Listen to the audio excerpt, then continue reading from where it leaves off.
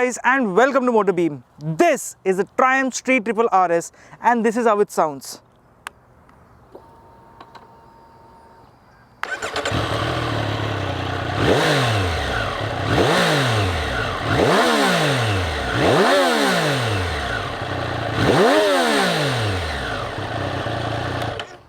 My goodness, the inline 3 symphony is so beautiful, it's so nice.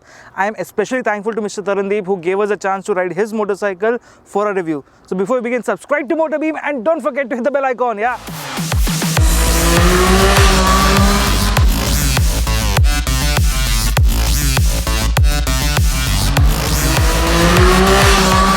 First things first, the design of this motorcycle has been timeless. It looks just like it was before, but then again we have been calling this Bumblebee because of the face.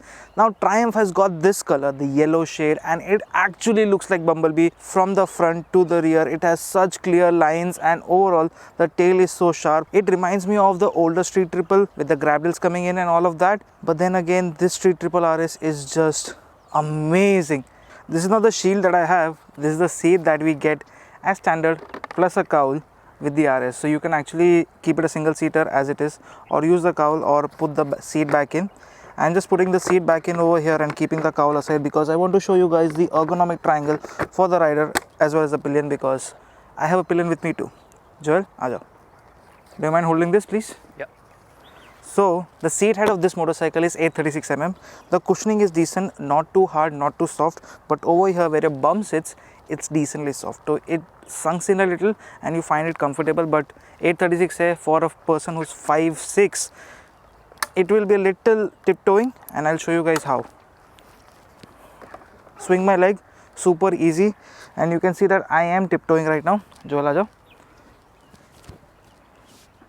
Aha. For the pillion, he's kind of sitting on the first floor, so it is a tall aggressive motorcycle, but not as aggressive because the handlebar is upright, yet I am leaning in a little. So yahan pe the posture is very engaging, and this motorcycle weighs only 188 kg, so wet weight mein full tank ke sath, to मेरे को ऐसा move करने का, तो I can just pull back and pull ahead and push back, and it is so freaking nice.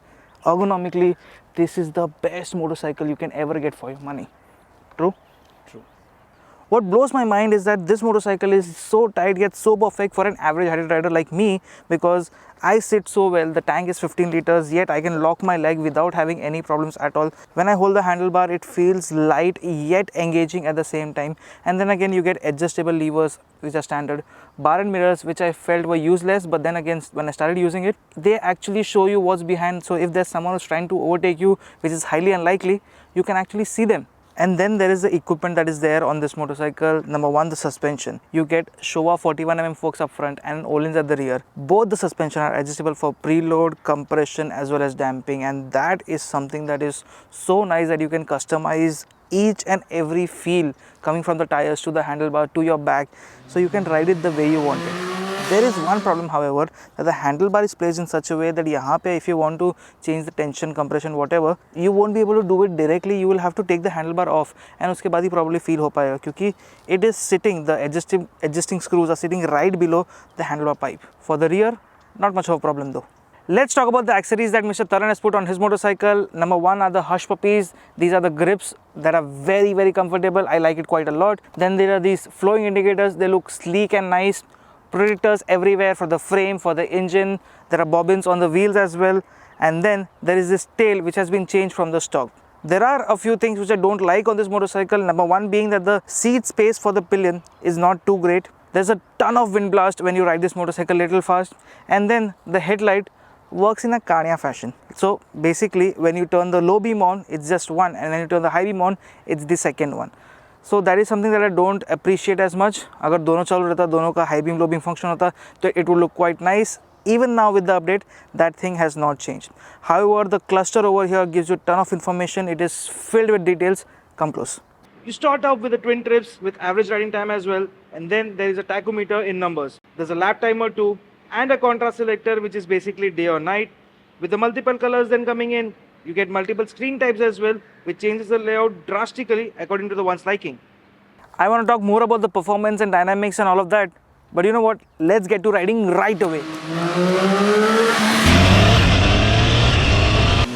So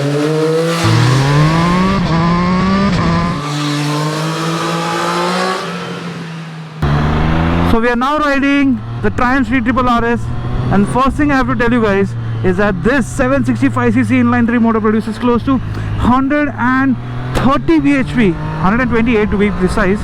Gets a quick shifter set, 6-speed gearbox, and my goodness, the brakes are sharp.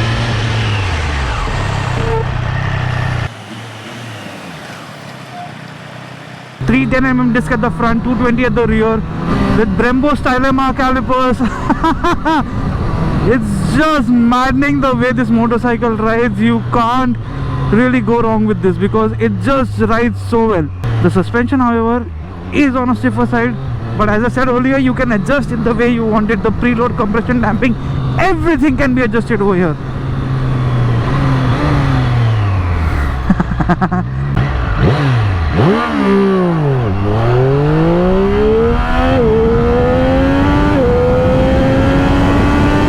Now the best part about riding this motorcycle is the way it handles, the way it flicks through corners, the way it just takes the line that you want to take. There is so much feedback coming from the handlebar. The twin spar chassis is so responsive, and it gives you so much feedback that you keep going the way you want it, and it keeps responding to each and every input that you give. Now when everything is in sync, like the tires for example from Pirelli, 120 section at the front, 180 at the rear, superb grip, and then it's the suspension, the chassis, the overall balance that goes along, it's just beautiful. If you are a biker, you know you do that, and it's very damn easy to do this thing on such a motorcycle. The front just wants to lift. But then again, if you want to stick to the 6th gear, you can be at, see, about 4000 rpm at 70 kilometers per hour, and even then there's no knocking as such. So this is a perfect motorcycle to do your city duties, your daily duties, to take it out for weekend rides and everything of that sort. There's one thing that I can't share details about, that is the ground clearance, because I don't know.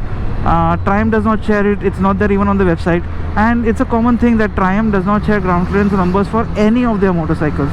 Superb engine, crazy dynamics, very good balance, and a very easy and manageable weight. Oh ho ho, how much more should I appreciate? Now this motorcycle gets a total of say 4 riding modes.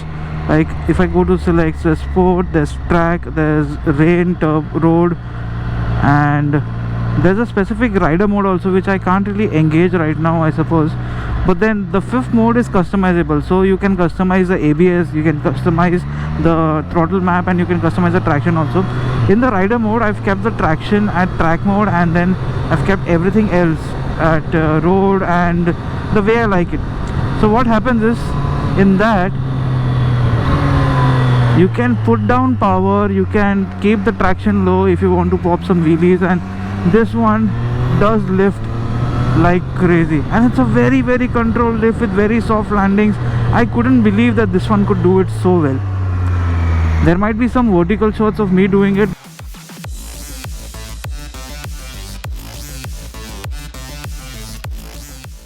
Apart from everything else, it is just the exhaust note, the sound from the engine. This one doesn't really need a free flow at all, I suppose. So this motorcycle also gets a cruise control over here. Let me try and set it. It's set at 79. You can see that over there. Works. Well, let me upshift or downshift using a quick shifter. Okay, it cuts off.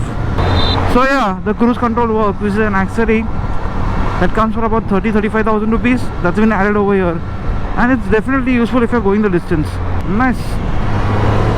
For 14 lakh rupees, this motorcycle might sound a little bit pricey, but the way this motorcycle rides, the way it handles, the amount of performance it has on tap, and the way it is forgiving, it is just crazy. This is one motorcycle that has razor sharp everything, but then again it will not try to kill you, and that is something that is very important.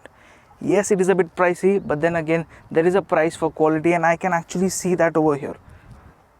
The Street Triple RS has a few cons here and there, but then again, this has just made me fall in love with it all over again. Thank you, Mr. Tarandeep, for letting me ride your motorcycle, and I'll say this once again, you've got a very good one. Thank you so much for watching. If you guys like this video, do hit the like button, and I'll see you guys in the next one. Bye bye.